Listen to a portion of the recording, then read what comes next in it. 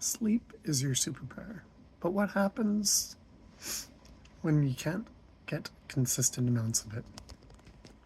Lately, me and it seems like several other people I've been speaking with have consistently been having bad nights of sleep. I guess levels of stress, inconsistency in going to bed on time or waking up based on work schedules and other schedules that we need to balance. Medications that might be setting off our sleep rhythms. So many things every day and on an ongoing basis that just prevents people from sleeping properly. And there seems to be an epidemic um, from what I hear. So I've just watched Matt Walker's Sleep is a Superpower video, his TED Talk video. You can find it up on YouTube.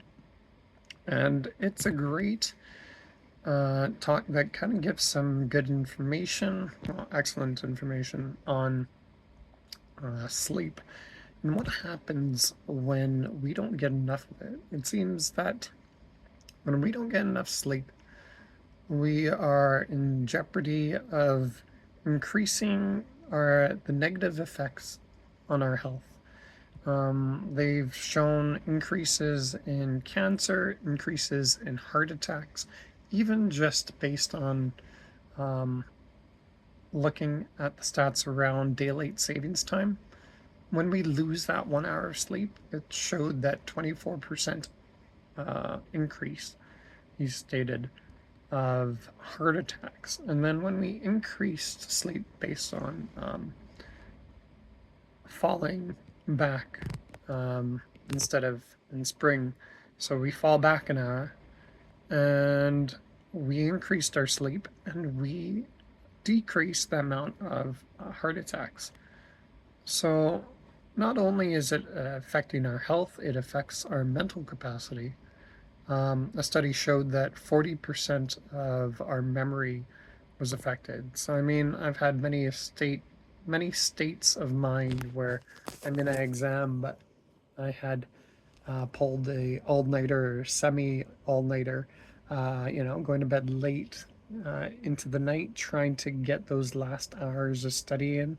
And then when I get to the exam, I've refreshed so many times that should be right at the tip of my brain to be able to remember what I need to put down on the paper, and it would not come to me. Um, I mean, this is not an uncommon occurrence. I'm sure many of you have also had that happen. But yeah, lately I've been having poor night's sleep, where then I need to compensate with a nap in the middle of the day. I don't nap that long, anywhere from like 10 to 20 minutes, um, just so that my brain doesn't feel as, I guess, pressured. It's almost like it's squeezed by that time of like 2 o'clock in the midday, and I'm just feeling drained in my body. So I have to take a bit of a nap just to reset myself. But like that isn't a consistently healthy practice unless it's necessary. Like it's preferred that you sleep during the period of nighttime. It's well, at least is what I've heard. Um, but due to my lack of being able to sleep consistently, instead of waking up periodically, sometimes every hour throughout the night, and then waking early and unable to get back to sleep, um, despite my effort, I guess I've learned through bad sleep um, about bad sleep.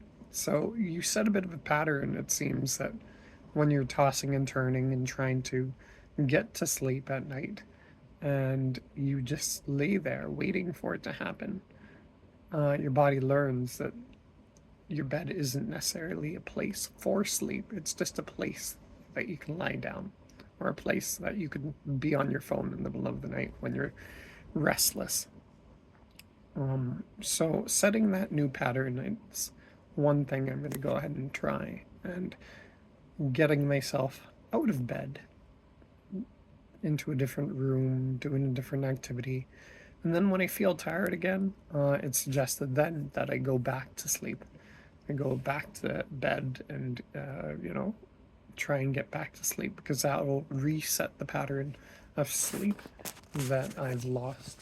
And I'm, yeah, desperately needing to find a strategy that would work. The other one would be going about and setting a room temperature of 65 Fahrenheit, as I'm Canadian, 18 Celsius is what I would understand. But anyway, just opening the window, putting the fan in the window, making sure I don't have my heated blanket on, despite the fact that I love to have my heated blanket warm me at night. And just setting the room temperature so that I could be in a cool state. You need to cool down, it says, by 2 degrees to be able to get the best night's sleep.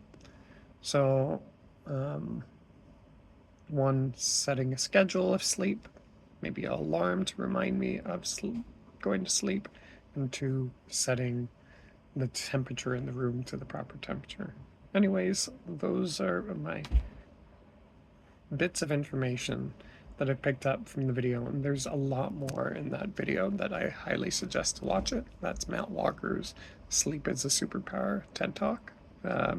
He did it back in 2019, and it's a great video, so I highly suggest to watch that 20-minute video, and I'm sure you'll get something out of it, especially as everyone needs a good night's sleep.